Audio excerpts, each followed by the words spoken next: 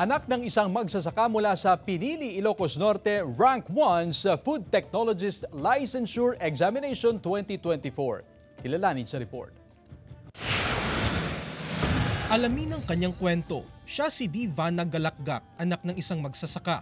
Nagtapos na magna cum laude at nagtrabaho agad sa universidad bilang research assistant para mapag-ipunan ang kanyang online review.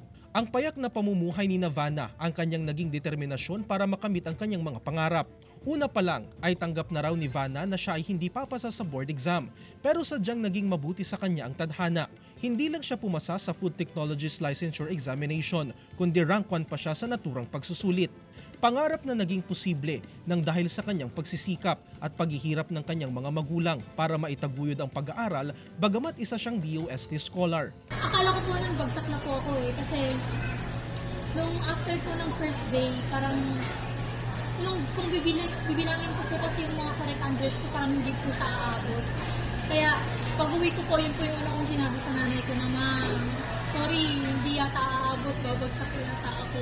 Pinanghawakan daw ni Vanna ang pananalig at tiwala sa Diyos. Sa tulong at suporta ng mga kaanak at kaibigan ay nagtiwala siya sa kanyang sarili. Pinatunayan ni Vanna na hindi hadlang ang kahirapan sa pag-abot ng anumang pangarap. Hard work po. Always do your best po. If you think it's worth it po talaga. Jarek Pasilyao, 1 North Central Luzon.